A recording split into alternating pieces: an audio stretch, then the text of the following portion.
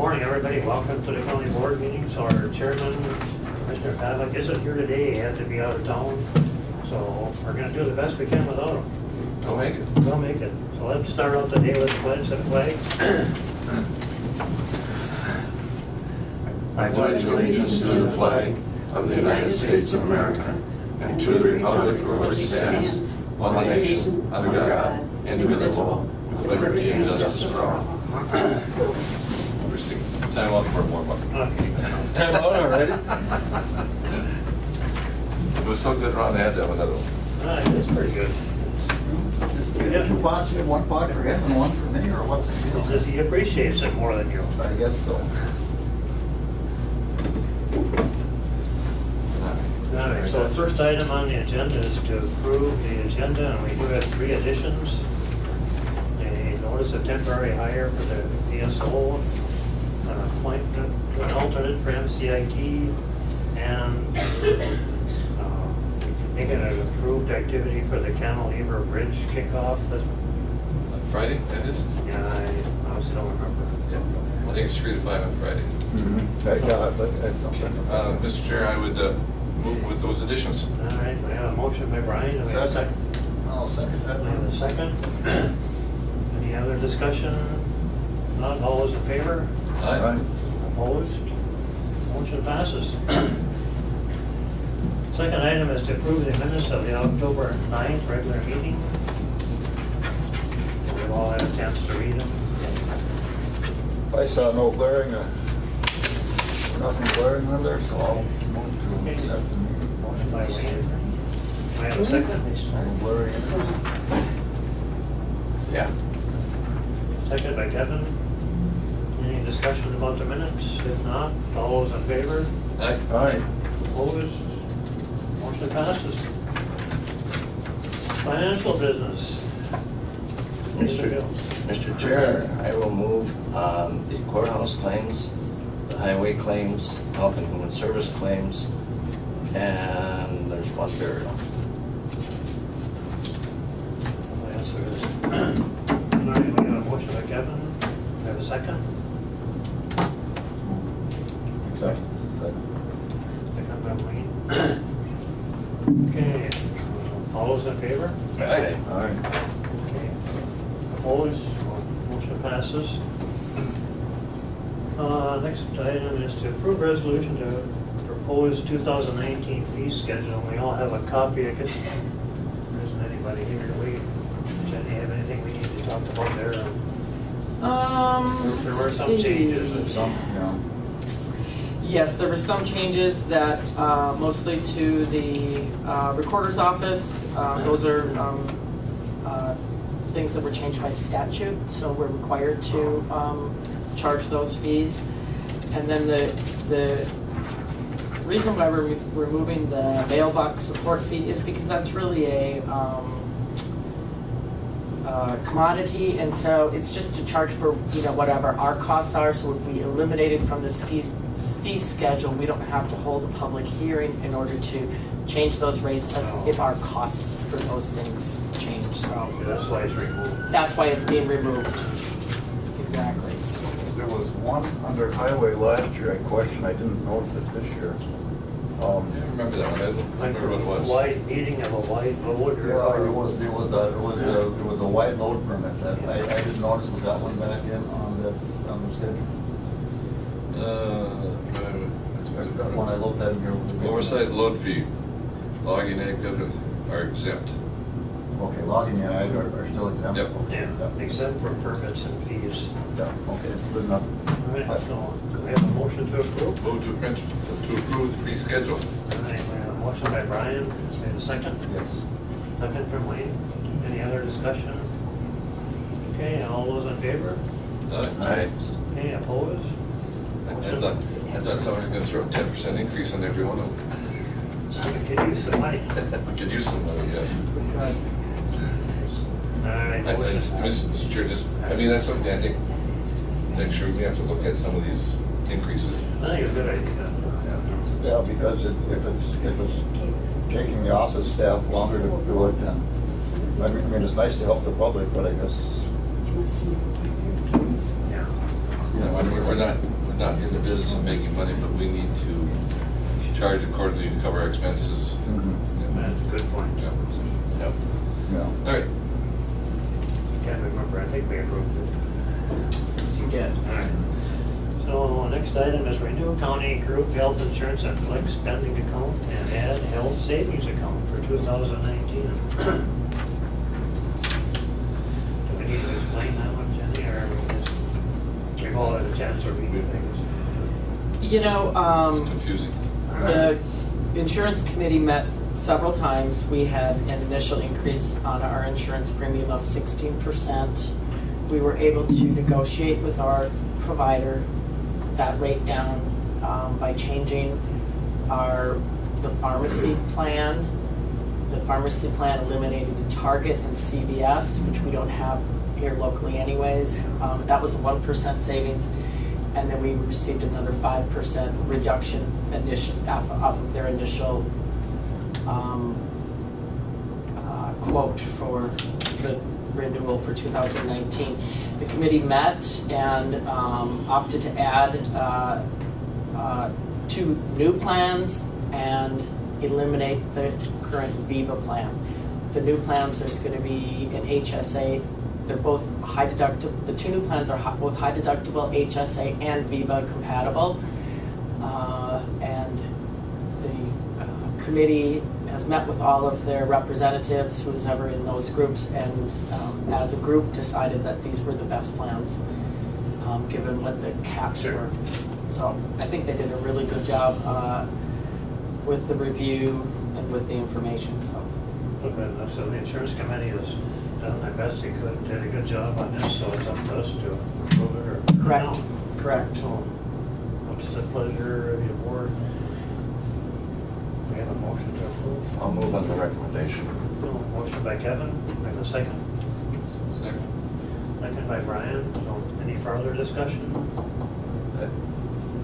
I think with the HSA, I think that's a good deal for the employees. So, Yes. yeah. Okay, all in favor? Okay. Nice. Opposed? Okay, motion passes. Next item, accept low bid for Birchdale volunteer firefighters turnout gear and authorize administration director to make 2018 budget adjustments. Move on. Go ahead, Commissioner. Yeah, I'll second. No, so we have Squares. a motion and a second. Square.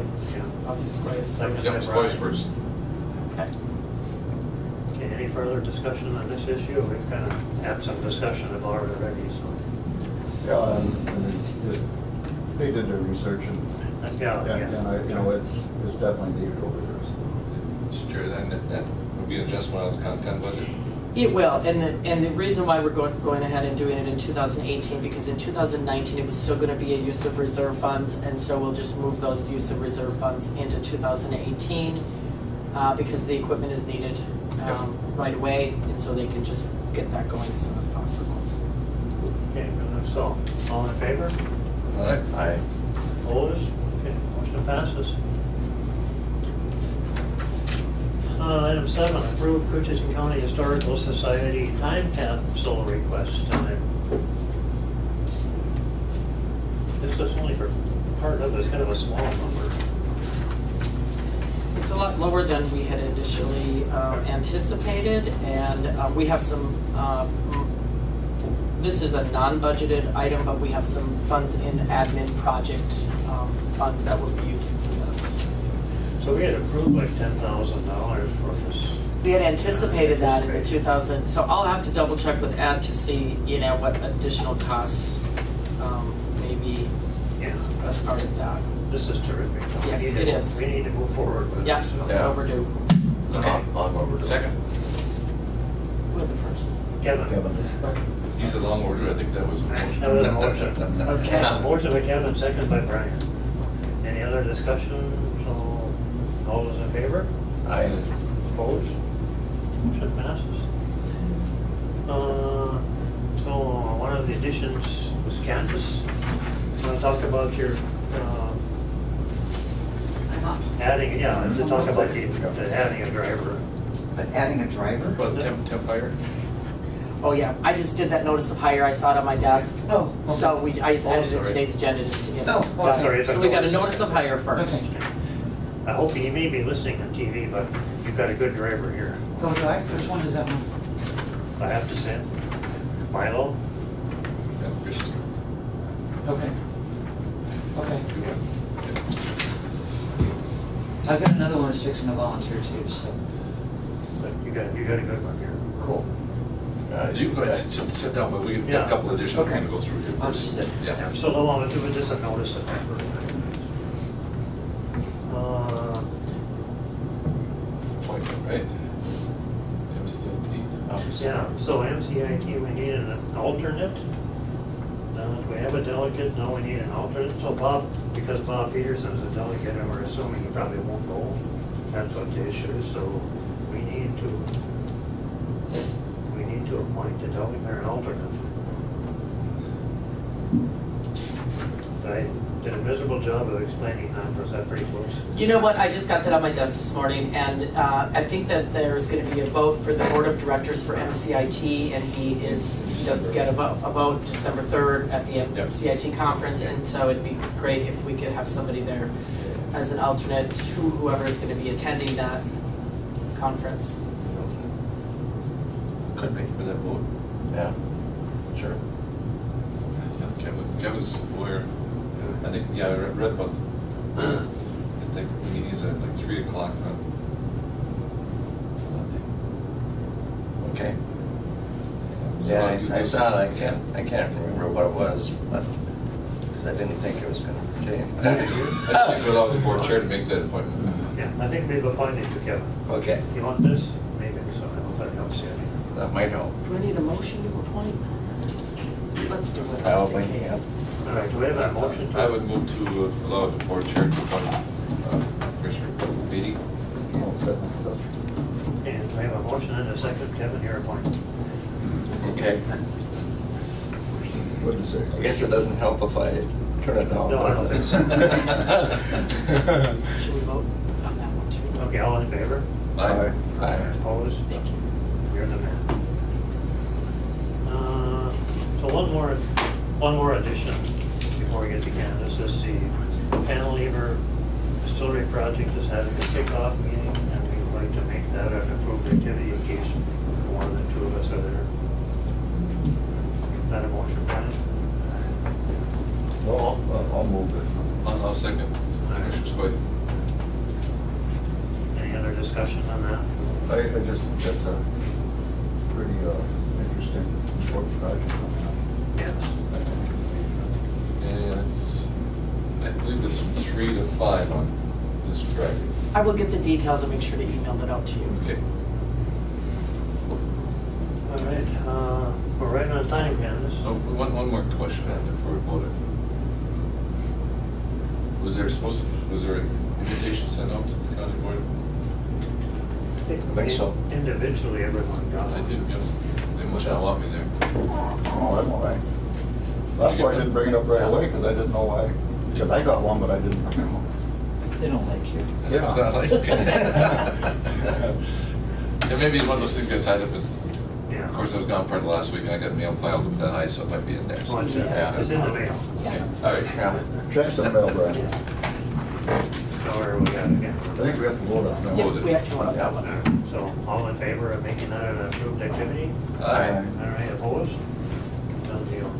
It's easy to lose track of Yeah, where a person is. especially for me. And then that's on Friday, and then Friday after, you're having your hoop to do. Had my hoop to do Friday, Yeah. last Friday. Oh, that's right, yeah. Yep. Was it? Yeah. Was it? Yeah, that's right. the What was last 19th. week? Yeah, where Yes, were you? I was out of town. I'm out of town every Friday. I was there. When you get ready, explain how it went. Rosie played music too. Oh, good, great. So Candace here up, so approve request to increase the office assistant hours. We were authorized to hire her last January. We didn't, due to my sickness, we did a temp hire instead. She didn't start until the 18th of June with us moving to the new location. And she's only there from 9 to 2, and we're trying to start appointments right away. Getting set up in that new facility is gonna be really, really hard. So I'm asking if we can bump her up to 32 hours, 1 November through the end of the year. After the end of the year, she'd go down to how many hours? We'll talk about that this afternoon, sir. Because I'm asking for next year for her to be 32 hours also in the budget this afternoon. And justification for that is if we're both doing appointments, we have nobody to answer that phone.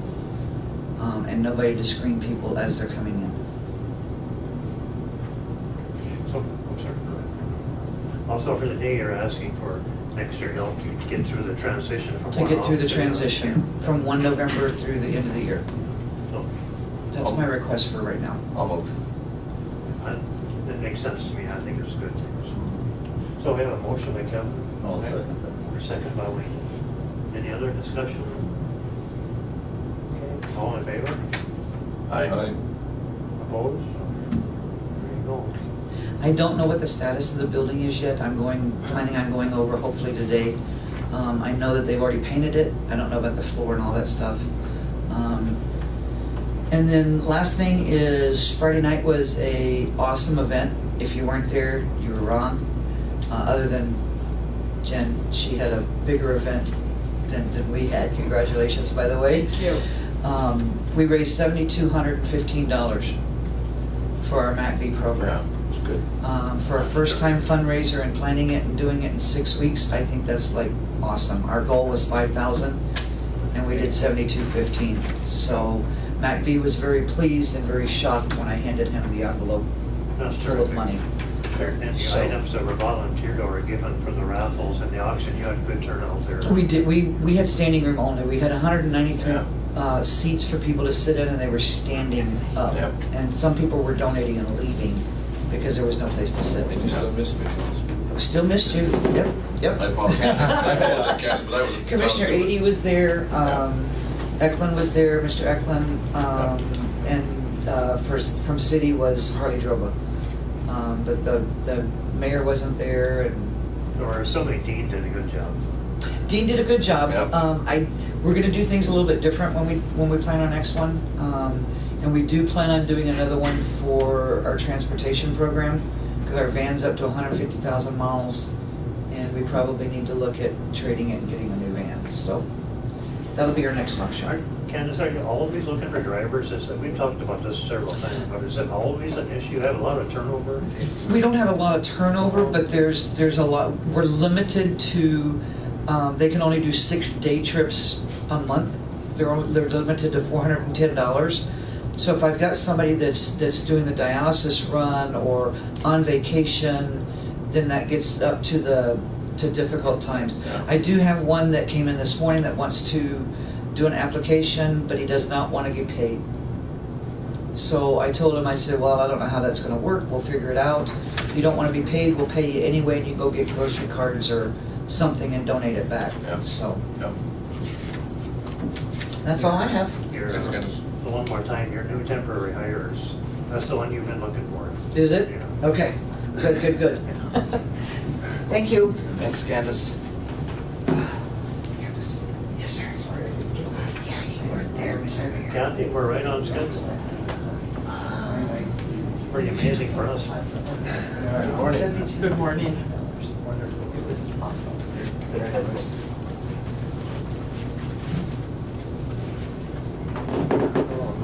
Yeah, you get to sign All all. right. They're all marked. It doesn't look like there's too many there. No, not too awfully many. Not at the end of the year, the start of the fiscal year, Right. when you have to sign every contract Right. twice. Yeah, those are coming.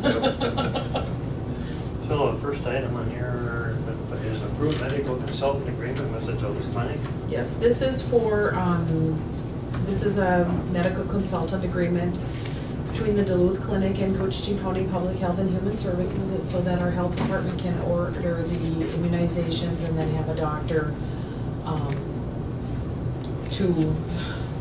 for that process, but also if there's some other consultation that they need. It is not, there's no dollar amount attached to this. We've had it before, we have been without one for a while, but are happy to have this one back in place. Move to signature to move in agreement with the Duluth Clinic for medical consultant. All right, motion by Brian. Second. Second by Kevin. Kevin got it?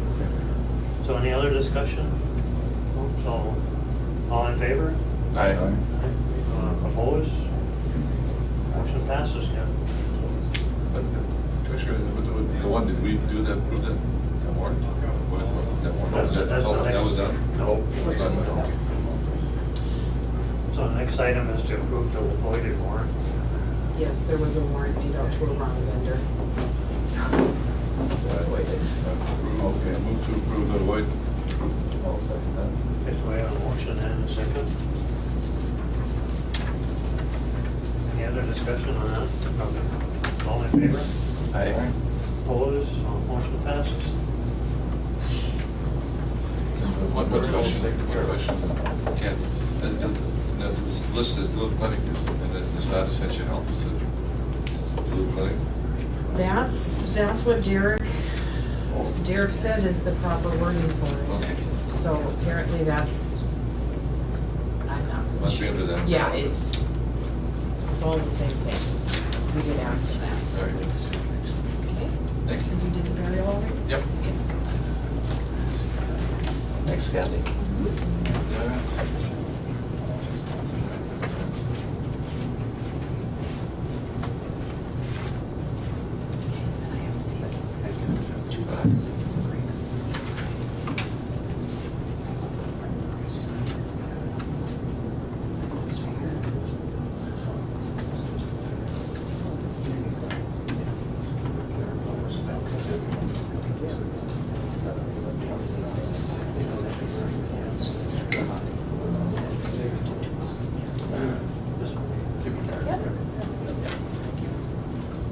Don't we come in today to? You have to sign one Yeah. about that. Start to say. It's not. I thought Jim was coming. Did he ask him? Jim? He said he Oh, was yeah, Wednesday.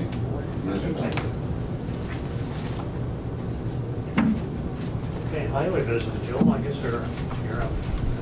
All right. Good morning. Yeah, we're a minute early, but usually we're a minute late, right?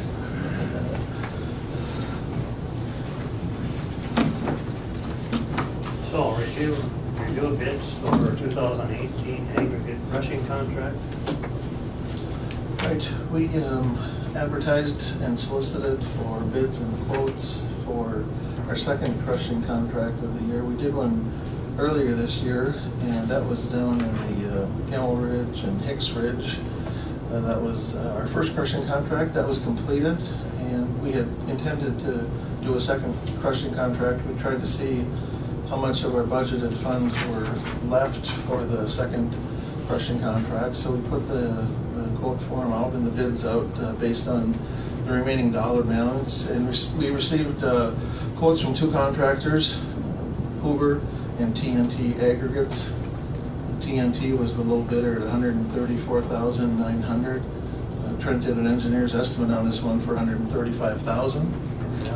So that's worked out pretty good. So we're recommending award of our second crushing contract, which is our county project 2018-08 to TNT Aggregates for $134,900. I'll make a motion. Okay, we have a motion by Wayne, we have a second. I'll second. Second by Kevin. Any discussion? It must be nice to see pit run rocks rather than blasting. That's gotta be a good thing. You're right, and that's what we did down at Gamble and Hicks too. That was all just crush, no blasting. And this will be the same thing. Less sharp edges, right? Go ahead, Brian. Where's this going to be located at? This will be put up at the Happy Line. Happy Line? So is there somebody has to put it up and then they crush, or do they put it up and crush at the same time? We have a couple different source We have a piles. We have sort of source in the ground, we have some material stockpiled there. So the contractor has their choice of how much to pull out of the ground, how much to use from the available supply. And then they will stockpile and put up at least the 25,000 yards that we're contracting There's for. something where they want to take it from.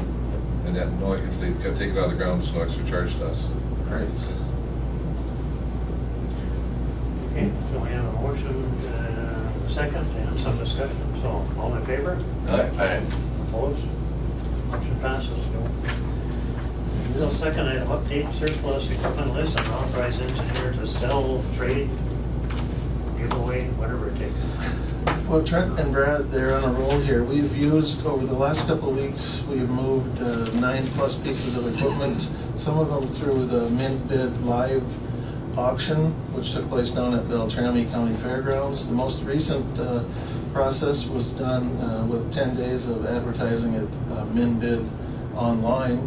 And we have moved 9 pieces of equipment, and everything that we have sold or made available has gone for at or above our minimum reserve price. So we'd like to keep moving in that direction. I think we provided a document in the RVA. We have some additional pieces of equipment that we'd like to declare as surplus and have us authorized to sell or make them part of a trade for other equipment. So really one big ticket item, the others is kind of miscellaneous stuff. We're getting through the bigger stuff, that's right. We're getting into some of the smaller stuff, but we still do have some good items. We have a motor grader that should be good. We have a skid steer coming, we have a dozer coming, we got some good stuff still coming. I think it's terrific.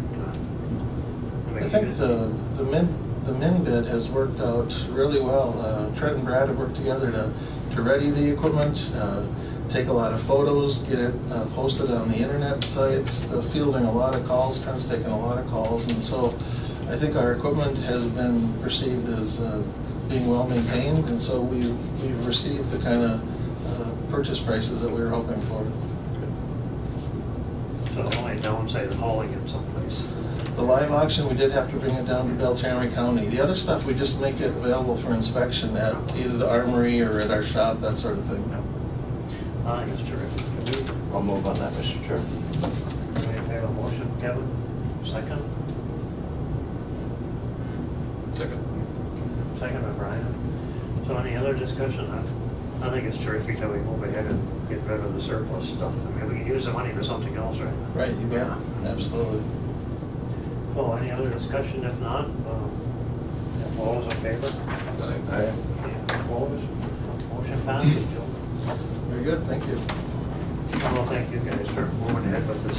Yep. See you this afternoon. Yep. We'll see now. We're at a 5-minute break. First item is to approve Island View Sewer Project Contract B Payment Application Number 13. Yeah, so this pay application, total amount due less than 5% retainage to contract B for work period ending September 30th is $416,697.39. And the scope of work was attached and approved by the engineer.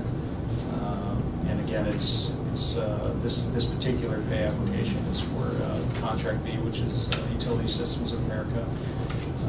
I did not receive contract A pay application in this group yet, or contract C, at least in time for the RBAs. So I only have the one. Oh, that's right, I forgot, there is a contract C, I forgot. Yes, there is a contract C, and they're making a lot of good progress too.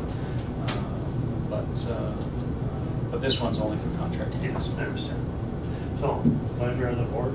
Move for group payment for contract B, application number 13. Second. We have a motion and a second.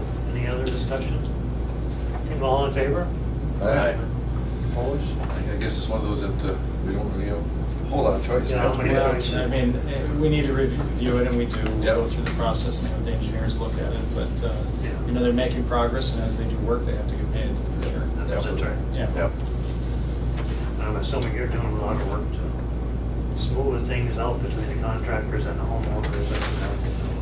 Well, we work through issues with different property owners, and there's many. I mean, we're talking over 300 parcels in the project, and there's a lot of different moving parts to this project, and each property owner has their particular challenges.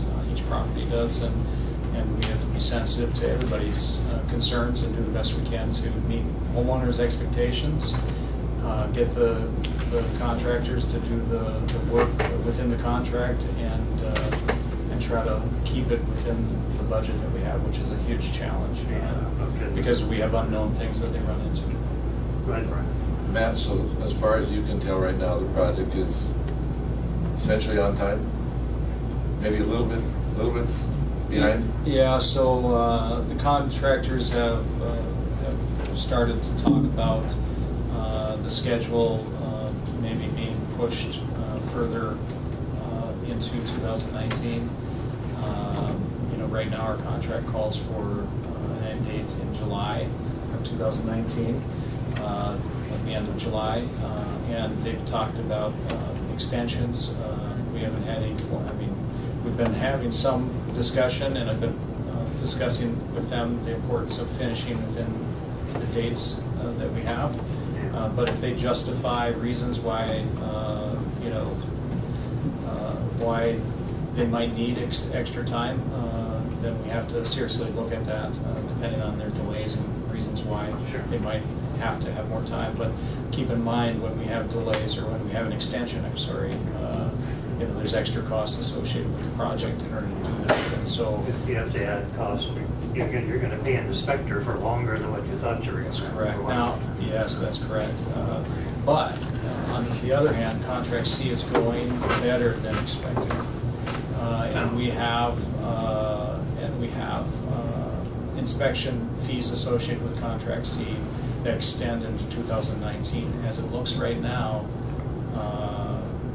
we might be substantially complete on contract C prior to their expected, or their contract completion date. I drove by there a few days ago, and it's pretty good holes in the ground. Yeah, they're making some really good progress in that area, and part of it is it's a less complicated location from the standpoint of there's one owner in the national park, and they're highly involved with directing, trying to keep it limited impacts, but still keep it working. So, and the contractor's doing a great job, and we appreciate that. So, if we can get it done early, that helps us on those inspection costs in our budget on that part of it. But we're very tight on budget, and so that'll be a challenge. Good, thanks. Good. This especially, I think, it's good that you hired, or you hired a third contractor that you weren't really familiar with, but it ended up being okay, so. Yeah, I think that they have the least complex project. Yeah, that too. Yeah. And, but they're doing a great job, and the other contractors are working hard to try to, go through their projects and do a good job, and we appreciate the work that they're doing. So. Okay, the next thing is certified delinquent commercial solid waste service fee list. Sure. Maybe we did this last year. I think you do it every year. It's an annual obligation of the county auditor to certify a list of commercial entities which have not paid the solid waste service fee. The fee is based on 2017 volumes and is payable in 2018. Any commercial entity which does not pay the fee by the date of the certification by the county board will be listed on the delinquent commercial solid waste service fee list. The county auditor will add the delinquent fee with a 10% penalty to the tax statements due in 2019. And I recommend the county board certify the delinquent list so they can be added on next year's tax statements. We worked through a process of sending out 2 notices to each of the commercial entities. Most people pay it, and there's always a number that don't, and so they have to be added to the taxes in order to collect it. So. Yeah. Okay, motion to approve this. I'll move. Yeah, a motion by Kevin. Second? Second by Wayne. Any further discussion? Just something we have to do. That's correct. It's probably, the amount that's delinquent right now is 10,000. Yeah, overall, there's about 40 different parcels, and it's $10,160 is the delinquent amount. With the 10% penalty, it'd be $11,176. Okay, we have a motion and a second. Any other discussion? If not, all in favor? Aye. Okay. Opposed? So motion passes. Approve easement agreement with the City of International Falls. Sure, so we completed a boundary survey, or boundary survey work as part of our efforts pertaining to permitting the Koochiching County Transfer Station and Demolition Facility. Based on the boundary survey, we identified a small area south of the transfer station, which we are currently using to provide services to the public, and which is owned by the City of International Falls. This area is currently being used for trailer storage and to provide the public container dumpsters for the disposal of demolition, scrap iron, and other items. The proposed easement area is an important location that can be monitored by employees from the front of the building and from the viewing deck. When we identified the encroachment, we contacted city officials and they worked with us to draft the easement agreement, which was presented and approved by the City Council on October 15th. And I've attached the easement agreement and the easement area exhibit. The easement area is 75 feet by 200 feet in size. The agreement includes a requirement for the county to install and maintain a 6-foot-high chain link fence, which will include a 24-foot wide gate across the non-wooded cleared area along the south boundary of the easement. The gate would provide access to the city property. Permitting from the MPCA includes requirements for us to reasonably secure the site, so the installation of this fence is a reasonable provision. The easement agreement has been reviewed by the county attorney, and I recommend entering into this easement agreement. And I'd also like to thank the City of International Falls for their cooperation and consideration in this matter too. So the only thing that area's been used for a long time, the only thing really changes is the fence. Correct. So the change would be we're formalizing the agreement with the City of International Falls. We have been using that. We identified it in the survey as an area that is being occupied, that is not in our ownership. And so, you know, we need to either move our containers out of that area or work out the agreement. And the city's been great about saying it's fine, we can continue to use it as we have, and they've been agreeable to the easements, and so we appreciate that. And it's a big deal for the operation because it's right in the viewable area of our viewing deck and the operation in the front of this transfer station building. To continue as we have been, it's pretty critical that we are able to continue doing what we're doing. That's correct. And as far as the fence is concerned, you know, we have that requirement to secure our facility, and it's an ongoing process. We don't have fencing throughout, around the whole property, but key access points. So that point right there is a road, or an old road that went into it was an access into the old dump, and also the city's demo site. That's what they have on that property. So we need to secure those trails in our properties, and this is just one, and so the fence makes sense on this one location, and we've got other work to do in others. The securing that area is really a challenge. It's just, you got dirt bikes and snowmobiles and four-wheelers, and there's a way to get in there. So people cut fences, people do all kinds of different things to gain access, and we're working on there's other things, I think we're working on other security measures out there and planning for future improvements, but this is just one area, and we'll just take them one at a time, I think. this is a good thing. Okay, motion to approve. I'll move, Mr. Chair. Motion by Kevin. Second by Wayne. Any other discussion? Okay, all in favor? Aye. Opposed? Motion passes. Thank you. Thank you.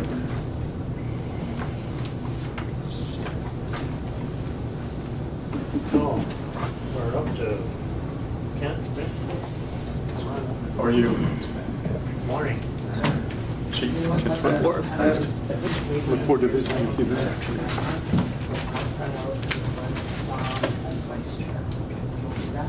Okay. I'm thinking maybe we should go around the room and introduce ourselves. I know we don't all know each other. So I'm Ron Norton, County Commissioner. Nice to meet you, Ron. I'm Wayne Squire, County Commissioner. Brian McBride, Commissioner. Kevin Nady, County Commissioner. The young lady in the corner, Jenny Herman, she's our supervisor. Okay. Welcome, Wayne.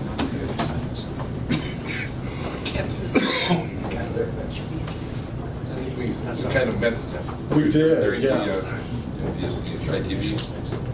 I just, Maybe just, Commissioner, for the, maybe a quick round room, there's some local people here. Yeah, we need to go around the room and introduce us. So everybody knows who everybody is here? I'm Wendy, I work for the Journal. I'm Andrea Kyer, I work for Kent. Krista Plants, local resident.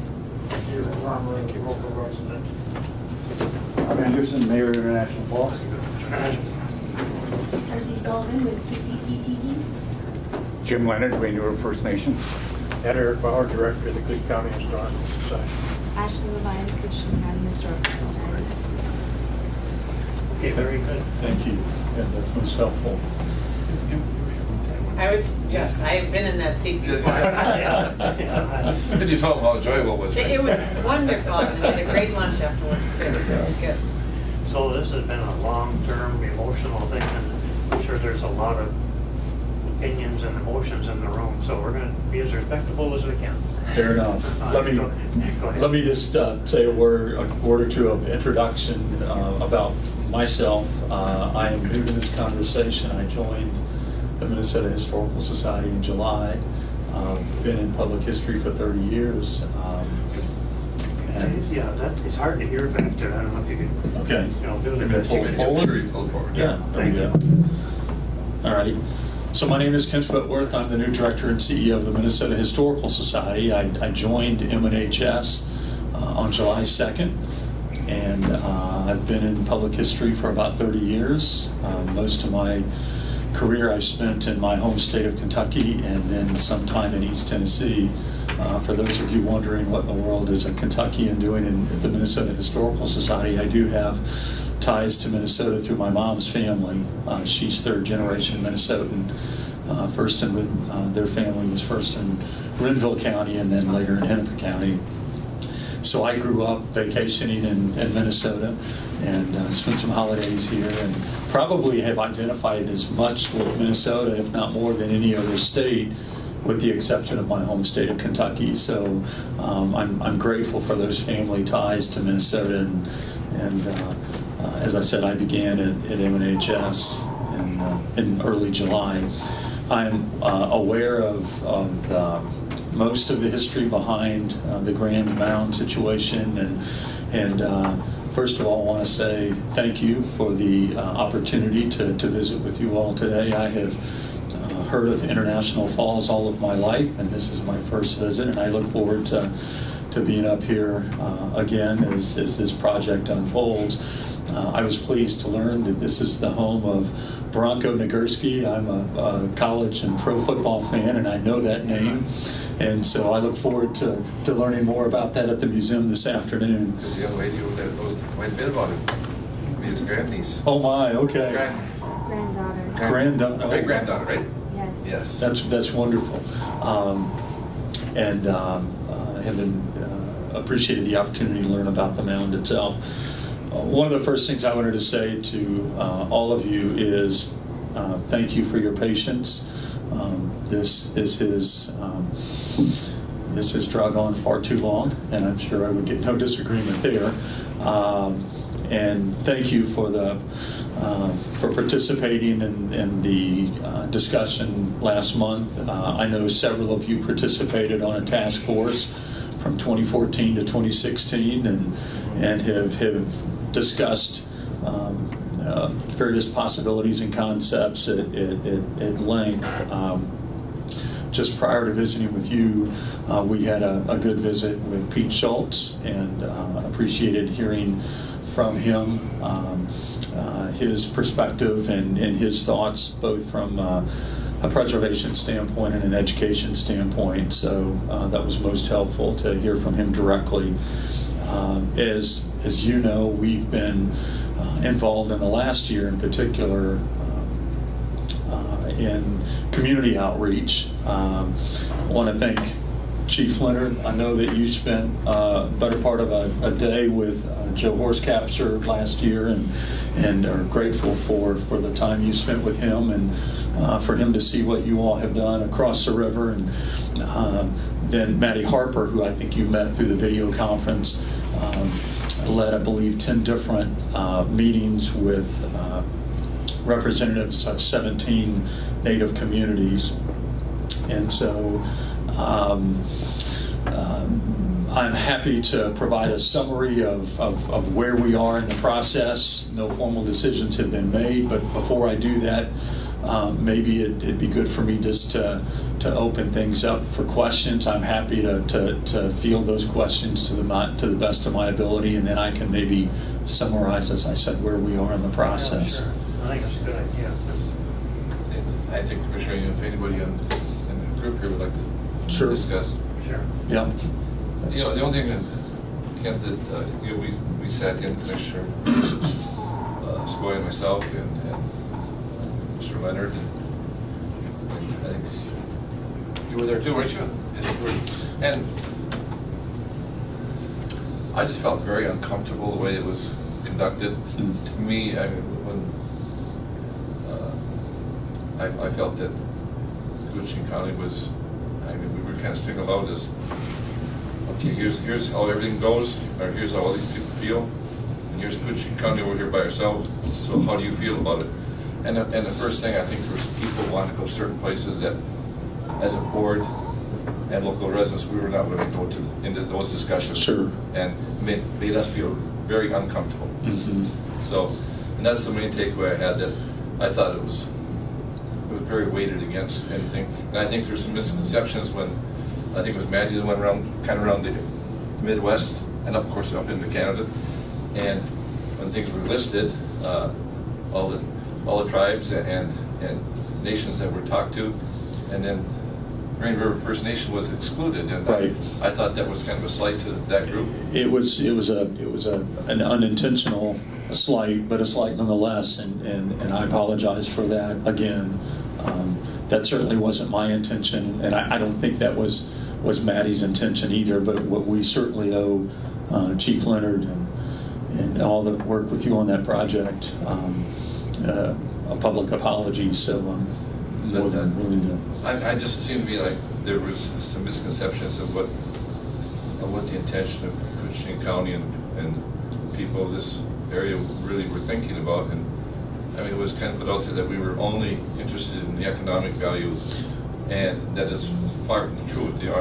Our concern was preservation, education. Right. And I don't think we got to put that forward, or I don't know if that was put forward to the groups when Maddie was meeting with them.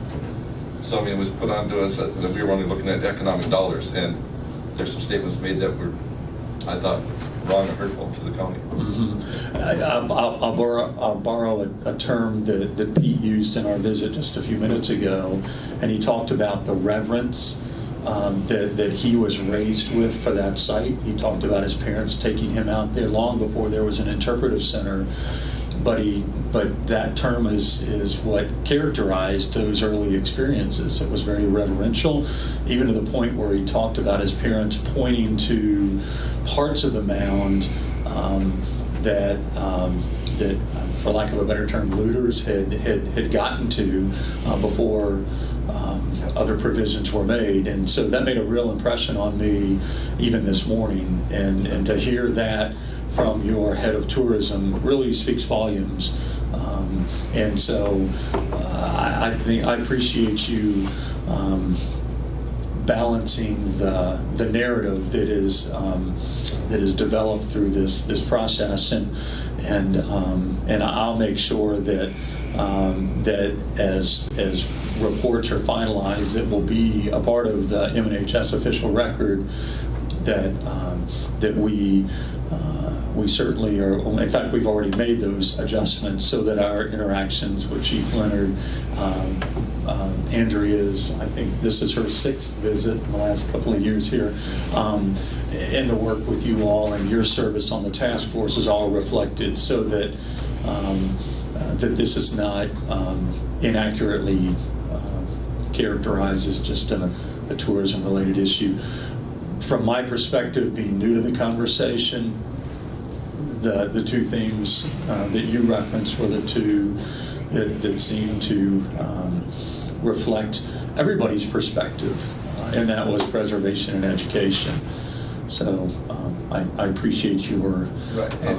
And really correcting the record there. To say that the economic part is not it's part of the spin-off of it. Sure. But it is not the direction of this board or this community to have that as the focal point. Right, right. Well, in fact, I was on your website prior to our visit and was looking at some of your strategic action plans, and I so appreciated one of the first bullet points was we value history, but then you characterize that as somewhat as a path to the future, and I think that's the way we all need to look at the past, the present, and the future. So you're modeling, frankly, the kind of behavior that MNHS is grateful to see at the community level across Minnesota. So Kent, just, I think, anybody else want to comment, but before we go there, so what right now is the timeline of the historical society? Right. So one of the things that I wanted to do is make a visit to your community prior to our executive council meeting. That's the governing body that will review a report and consider a recommendation. That group actually meets at the end of this week. They meet late Thursday afternoon, and so they are in a position to make a decision. I'm not sure, how these things go better than I. They will discuss it. They've received a report and recommendation. Whether or not they take action, I think, will depend on whether they feel like they've had adequate discussion on Thursday afternoon. But the quickest decision that the MNHS governing board could make would be before the end of the week. Their decision at this point is one of access. Whether the site would be accessible to the general public, whether it would be accessible to native peoples, or if there'd be some sort of variation on that theme.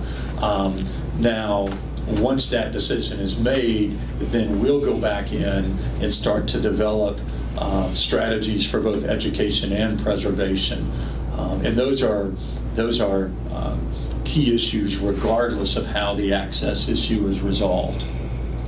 One of the things we visited with Pete about this morning is the possibility of taking educational programming about Grand Mounds into the classrooms, not only in this community, but to school systems throughout the region.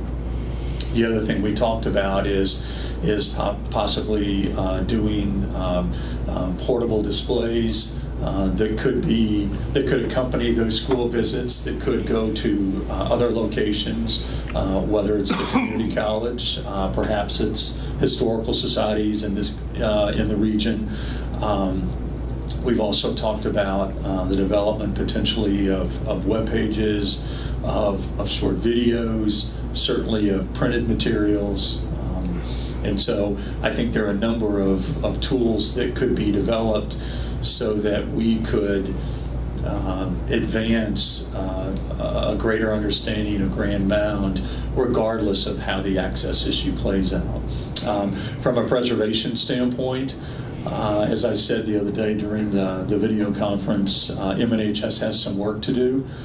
I think we've provided basic oversight and general preservation, but one of the things that is emerging is the need for the Minnesota Historical Society to develop a mound management plan. Certainly that Grand Mound would be a centerpiece of that, but I believe there are maybe now 4 mounds that actually belong to MNHS. So we need to develop a coordinated preservation plan, and I don't know what that would look like yet, but I do know that there are resources within the state that can help us develop that, so it's a more proactive rather than a passive approach. When we were in the meeting, I don't know if Commissioner Scully remembers, but it seemed to me that there was a statement made or something, and that there's a possibility of turning the mounds over to one of the First Nations in the area. You remember that correctly, Commissioner. That was discussed, and that's where that possibility lies. It is strictly at the discussion stage. There was conversation about at some point either the mound being turned over to a particular tribe or a consortium of Native communities. And again, so it's way too early in the process to know whether or not that's the appropriate way to go, but that's something that has been discussed, and you all were a part of some of that discussion. One last thing, I don't know. Sure. Quiet. No. If that happened, then Minnesota Historic Society would be out of the picture then? I don't know that it'd be accurate to say we would be out of the picture, but if the mound was transferred, then we would no longer own So the mound. complete ownership would be transferred. Well, that's something being discussed. It's a long way away from happening, and frankly, even if at some point down the road MNHS did transfer Grand Mound to either a tribe or a consortium of tribes, there's an awful lot of work for MNHS to do before that could happen. One of the things that we want to do is make sure that we're demonstrating good solid stewardship, and we couldn't in good conscience turn that property over. I've not been there yet, but we're going after lunch, and so, but I've seen photographs, I've read reports. We could not in good conscience hand that off to another entity, given the current state of the interpretive center, or frankly, I think of the mound. And that's why I made the point during the video conference that I feel like we've got some work to do. Right. And I think there's work to do before, I mean, even you have a final decision being made, and Right. there's still this other possibility of changing ownership. So that's tough. That's a ways down the road, right? It's tough to make a final decision what's going to happen with that site. So the decision before our governing body, as I said, is one of access. Would it be open to the full public? Would it be closed entirely? Would it be accessible by Native people? I think the conversation the other day focused on sacred and ceremonial and then educational purposes. So that's, again, you all know far better than I, given what your role here in the community. This is sequential, and we feel like the first issue to be resolved is one of access. But the one thing we feel very strongly about, and frankly I feel very strongly about, is this conversation can't go on indefinitely. It's gone, as I said, on way too long, and you and this community have been more than patient. And so the one thing I assure you is that it's going before, it'll be introduced formally to the board on Thursday, and if they don't make a decision on Thursday, my guess is they could defer that to the winter meeting. But this is not going to go on much longer. We're going to make some decisions and then aggressively pursue preservation and education. All right, thanks, Brian. Go ahead, Jeff. The executive meetings that you were talking about, are those public meetings? They are public meetings, yes. Yep. So, go ahead. Actually, at the meeting that day, it did sound like some of the local bands were, or I should say local, but the bands that were there they sounded that they were interested in it, or there was this, I mean, where was it going on that? You know, I think there is some interest at this point. But we've not had any conversations other than the discussions that took place that week that when you video conferenced in. We felt like it'd be premature to even initiate further conversation until our governing body has made a decision. But I will say that I got the sense, at least informally, that a consortium might be a little more, might be a stronger possibility than a single tribe taking this on. And obviously there are all kinds of long-term concerns. We would want to make sure that whoever might receive that or a similar property would would have resources to be a good steward of the property. My guess is they would be looking to MNHS to see whether or not we could make resources available. We've really not gotten into any of those kind of details, but if I had to speculate just a little bit as to where that might go, my guess is a consortium might be a little bit more likely, but it's early in the process. Okay, so I just got a couple of things. First of all, I forgot to tell you thank you for coming. Oh, my pleasure to be here. I should have started out with I know that's. So there shouldn't be any doubt in anyone's mind that the community is very passionate about Right. it. And for whatever it's worth, I can tell you the people that live out there are really passionate about it. They're very protective. They'd like to see it open and shared with the public. Right. There's some strong feelings about the people that live around there. Right. I think one thing that stuck in my mind was early on this Chief Leonard made a statement that the best way to protect that site is to educate folks and to continue to share it with other folks rather than lock it up like it is. Right. I was looking at my notes from those conversations, and you made a very compelling case for access being a very powerful preservation tool, and to encourage that curiosity that folks have rather than to kind of hold it at bay. So, yeah, thank you. Yeah, so it seems like everything possible has been said, and we'll go around the room and see if someone wants to, go ahead, Dave or Bob, you have anything you want to say? Or? Not right now, I'd just like to listen to what they say. Thank you. Thanks for being here. I think, Mayor, we're going to meet this afternoon. All right. Yes, I think 1:30 was scheduled. Well, Mr. Chairman, I would just say that on behalf of the city and members of the county board, we have attended so many meetings on this subject over the past most of a decade, and really believe that there was something interest on the part of the Minnesota Historical Society in doing something. And quite honestly, I don't want to overstate the case, but I would have to say that, in my opinion, the place has been neglected, and I don't think that's too strong a word.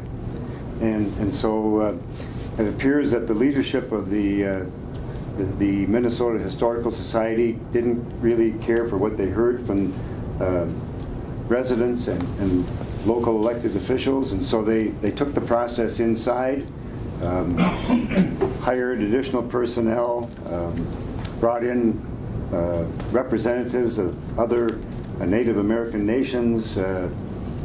I think it was a very poor process. Some of those folks had never ever heard of the Grand Mound, and so I don't know what the process was supposed to do other than to diminish what was being set up here.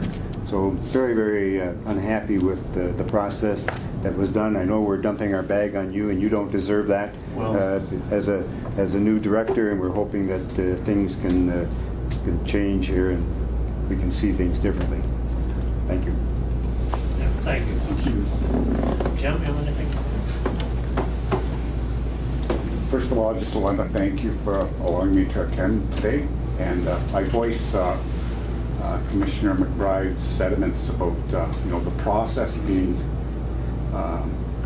flawed in terms of both the county and the Rainier First Nations were not giving the opportunity to voice our thoughts on this whole thing. I also feel very strongly about preservation and protection, and like I said, through education. Our elders have taught us the only way to take care, to keep something, is to share it and ensure that everybody has some say on how it's operating. I'll use the example of the site itself. Directly across the river, 400, 500 feet away, our First Nation was there for hundreds and hundreds of years, and we took care of that. When the border comes through, it's an artificial border. Mm-hmm. All of a sudden, when the border goes through, we have no more to say about it. We're 400 feet away from it. And there's tribes all the way from the Midwest that have more of influence on what happens there than what we do. And that's very, very discouraging and frustrating to me. We view that the Creator gave us a gift, and that gift is to take care of that place.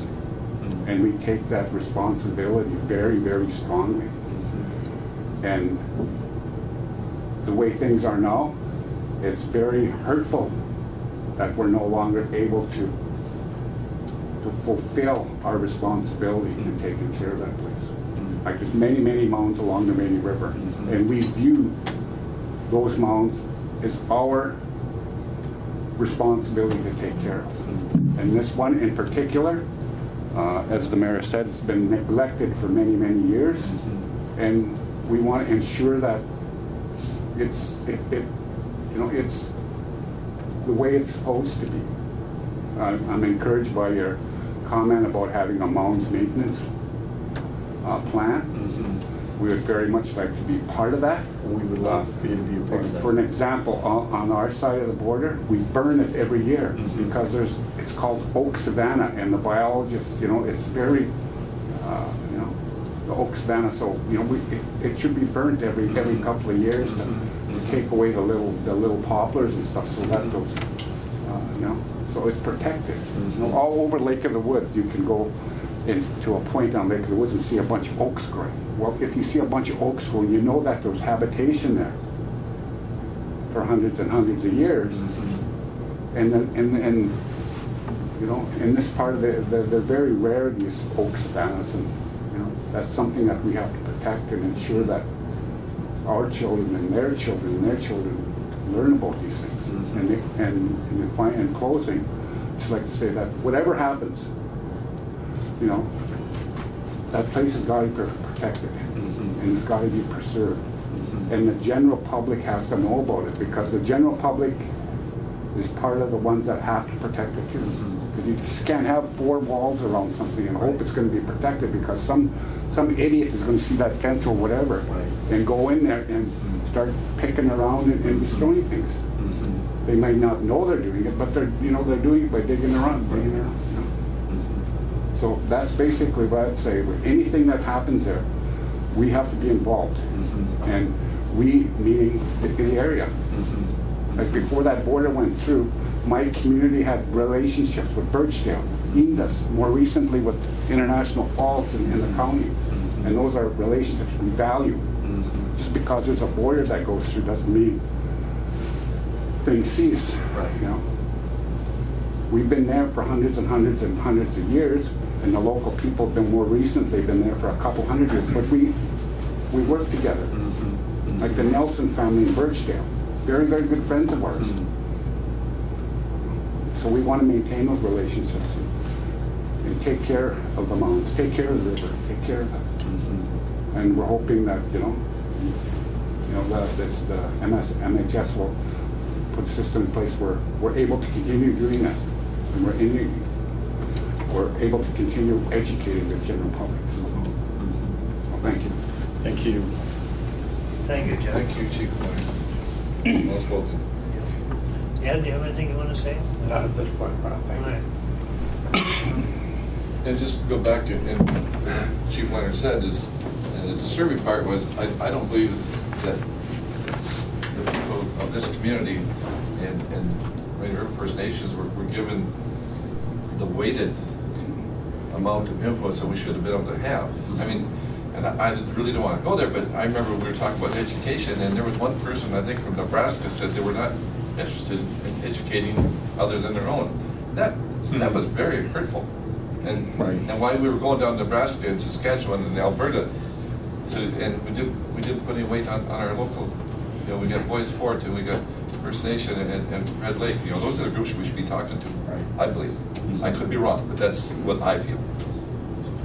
Well, it's, as I said, I joined the organization in July. I certainly trust the intent of the process, but I think all of us at MNHS have learned some important lessons as this process has unfolded. So I'm grateful to all of you and to the mayor and to Chief Leonard to build what I hope will be a new relationship, at least with me, and then continue to work together. The kind of cooperation that I had witnessed then and even today is very authentic, and I think very genuine, and MNHS needs to be a good steward of that as well. And what the mayor said too, we don't mean to be dumping on you. Oh, no, listen, that's what I signed up for. I understand it comes with the territory. And one of the things that was disturbing, and we go in right away, and the press was not allowed. To me, all of a sudden, and things are loaded against you when the press is not allowed to be there. To me, they should be able to be there and hear these issues and how other people feel about it. So I believe part of our society was excluded from this meeting. And one thing I will say is we did reach out to the local paper as soon as, I think it was that afternoon before the day was over, in an attempt to try to be as transparent as we could. But again, this is a teachable moment for MNHS and a number of levels, and so. We're nice people regardless. No. Well, Andrea assured me of that. I mean, in all seriousness, she was very appreciative of the interaction and the relationship she's built, and I'm very appreciative to Andrea for her willingness to run point on this from the MNHS standpoint, and to be a little bit of a known commodity here too, so that you didn't see a different face every time. You will see my face again, I assure you of that, and so I look forward to coming back. Yeah, and Commissioner is right, and Chief Hunter did most of it, and I said better than I could say, but there was a definite feeling in the air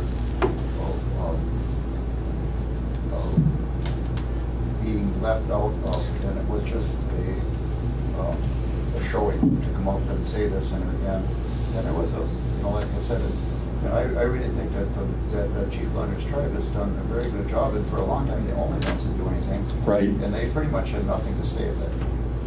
And so I think that was a little bit of a, there was a coldness in the air, let me say this. Chief Leonard, was Koochiching invited at all, or were they talked to? You know? They're aware. They were not included in the study, though, were they not? No. Or St. River, any of those bands? None of those other tribes. I do report back to the chiefs. Have an organization on the Canadian side of the local area, and I do report back to them. So I will be reporting back to them. So they're aware of the situation. Okay, thanks. Are they going to be included in upcoming, if this is going to be passed back to tribes? And there's a possible coalition, are they going to be included in that coalition of tribes? I'd be premature to talk about specifically who's in that coalition, but I want to take Chief Leonard's offer. I want to take him up on his offer to build a relationship between the two of us and beyond, so that that frankly your wisdom and your expertise can help shape how we move forward, both from an education and a preservation standpoint. So I'm more than willing to make that commitment publicly, that we could stay in touch, and then see how things unfold with regard to some sort of consortium or coalition. Well, thank you. I think you can probably tell by now, we're all pretty passionate about this issue. We'd like to see something positive happen out there, and so on. I would love to see something positive come from this as well. And again, you have been more than patient, and I thank you for that. And I apologize that it's taken so long. Anybody else? I last visited the visitor center shortly before it was closed, and my daughter was with me, and I was overwhelmed with the wealth of information and that was contained in there. Do you foresee that any of the material that's been removed from there will be returned to this area if a safe depository is developed or built, or? Yes, you mean the interpretive material there? Yes. Most definitely. I hope that material will take multiple forms. It could be pop-up displays that could either stay in one location or travel around. It could, that material, that interpretive information could be captured on a website, videos and printed materials. So absolutely, I think. But you don't foresee the actual items being returned to this area? Haven't they been dispersed throughout? Well, frankly, I've not been in that building yet. I probably will go in for just a few minutes this afternoon. Yes. But yeah, from what I understand, unfortunately, there's some real challenges with the building. Yes. With regard to mold and things like that. So,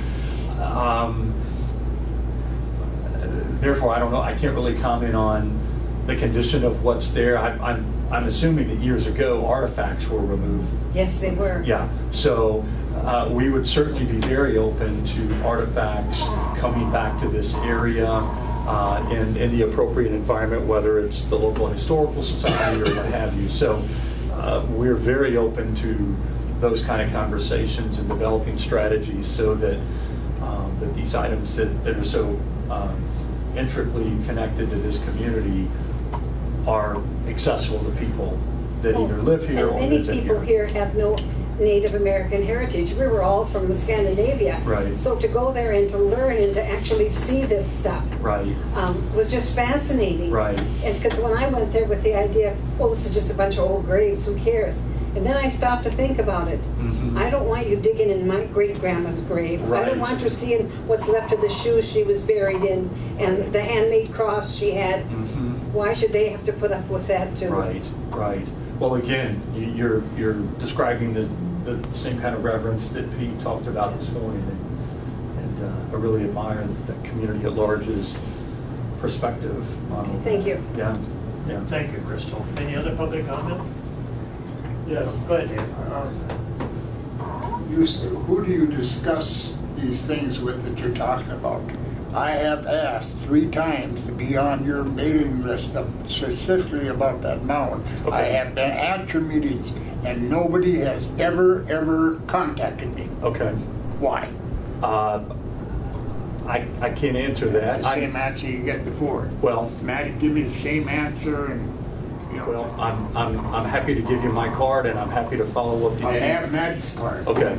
Well, I might as well eat it because I haven't got any. so let me do better than that. Yeah. Then let me find out how I can contact you so that the onus is on me to follow up rather than you to have to follow up with me. I'd be happy to do that if you'd be willing to share that information. I can't apologize. I'm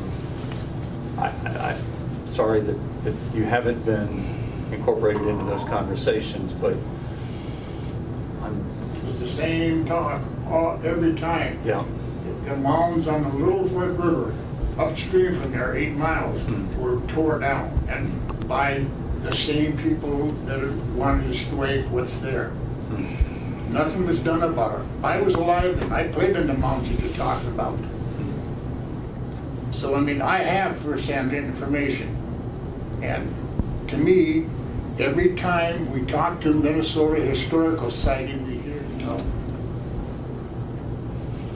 that's what it is. I'm sorry. Hey, well, thanks. Any other comments? So the other, Dave and a lot of other people really feel the same way. They're very passionate about the issue, and the artifacts being removed is a pretty hot issue. Mhm. People would really like to see them come back here. Uh-huh. But just something to keep in mind. Sure. Yeah. Absolutely. Again, thank you for being here. We're kind of out of time, so. Yeah. Thank you. I appreciate Nobody else the has anything, I guess? opportunity to. No, thank you so much. Yeah. I hope you carry our passion back with you. I absolutely do. I absolutely do. And as I say, I look forward to coming back, probably be in the spring or early summer, as some decisions are made and we move forward on both the educational and preservation front. So is there something we can do for Dave and others that would like to communicate with you, something we can do?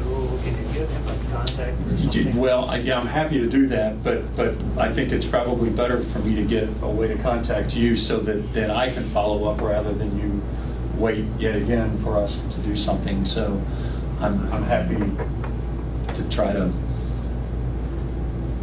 get that resolved once and for all. All right, thank you. Thank you. No, I just, for Dave, I mean, there's a lot of First Nation people live in this community that are member of bands but don't live them. And they have not had any input at all, have they? Well, I mean, I can go on and I can explain why they have none. I understand that. Because nobody listens to them. I understand that. And that's everything in a nutshell. Nobody listens to them, so. Okay, Well, thanks. anything else? Thank you for that. Yeah, thank you. So, no other public comment? I guess we stand adjourned.